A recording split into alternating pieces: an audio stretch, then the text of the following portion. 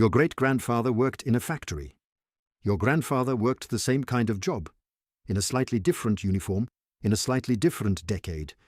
Your father, or your mother, or whoever raised you, worked something similar, and they did it well enough that you grew up with a roof, with meals on time, with the basics handled. And somewhere along the way, you noticed that none of them ever talked about money the way other families do in the books, or the podcasts, or the videos like this one.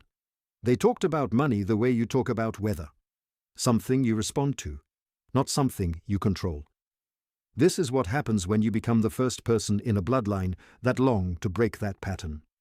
Not the part you imagine, the part you don't. You start in a quiet apartment, looking at a number you've looked at 1,000 times before. The number does not move. Your family has never moved it either. Not because they weren't capable and not because they didn't try, but because nobody in your line of inheritance was ever given a map. There was no grandfather who quietly explained compound interest at a holiday dinner.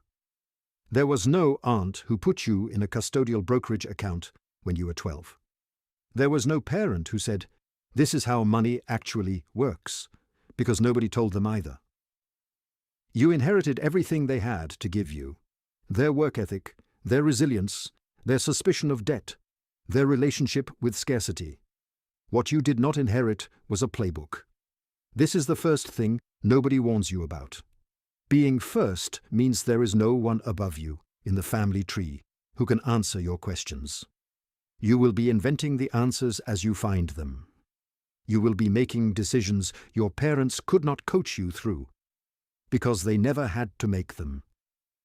And you will be doing this alone, in your own head, mostly at night, mostly between paychecks. The weight of being first is not the work. The weight is that there is nobody behind you who can tell you whether you are doing it right. You start to notice something. The adults in your family have always worked hard, harder than most people you know. When money gets tight, they work harder still. They pick up extra shifts, they cut what can be cut, they make the rent. And then everything resets. The next month begins. The arithmetic returns. Nothing accumulates. Effort goes in. Survival comes out. Nothing is built underneath. You start to understand, slowly and without anyone teaching you, that the problem in your family is not effort. The problem is structure. All of your family's money has been tied to time. Hours worked, dollars earned, hours stop, dollars stop. There is no other channel. There has never been another channel. And the system you are living in, the one you were born into, was never designed to produce a surplus. It was designed to produce a wage. Wages are not wealth. Wealth is something that happens when money produces money without your involvement. Your family has never had that. They have only had the wage. You do not blame them. You will not become the kind of person who blames them. But you do finally see what you are working with.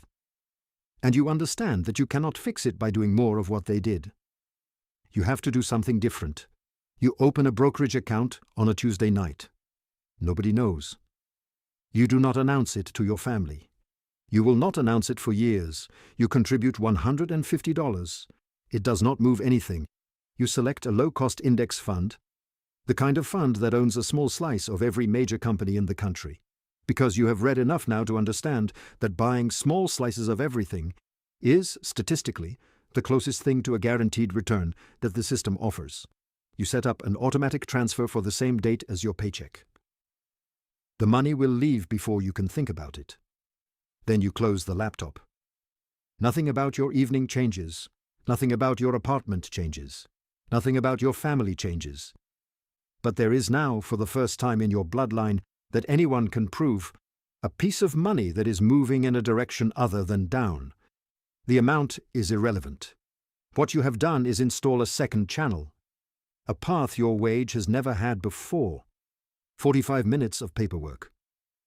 Most of the work of becoming the first millionaire in your family happens this quietly. The hard part is not the doing. The hard part is the not telling. The first 3 years are the loneliest part. The account is small. The contributions are small.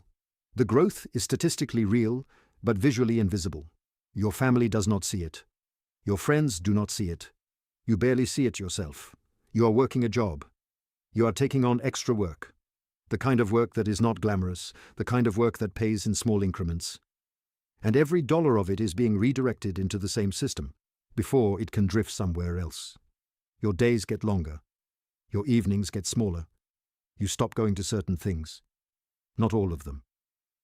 You are not trying to live like a monk, but the cost of certain things has become legible to you in a way it was not before. The dinner that costs $60 is also the dinner that is not going into the account. And over enough months, the small absences add up to something that the dinner could never have given you back. You stop talking about it, because the people around you do not yet understand the trade you are making, and you are not sure how to explain it without sounding like you are above them, when you know that you are not.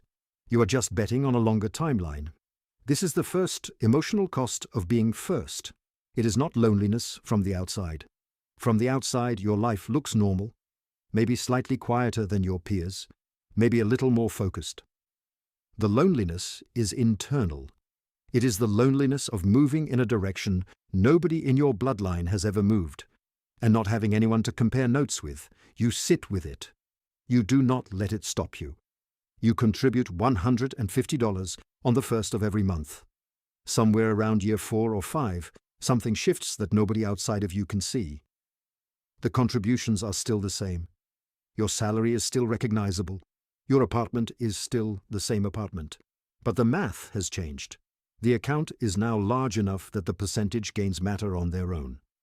The growth in a single year, a year you didn't work harder for, a year nothing about your effort changed, has begun to outpace what you can save from your paycheck. This is the moment that separates you from your family for the first time in a way that is measurable.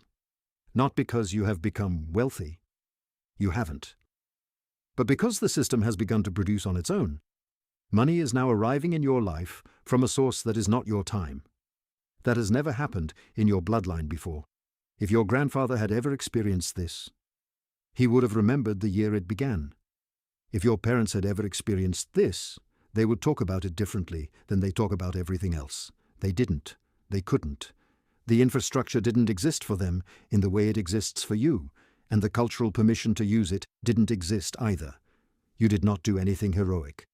You used a tool that became available in your lifetime, and you used it consistently long enough that it began doing what it was designed to do.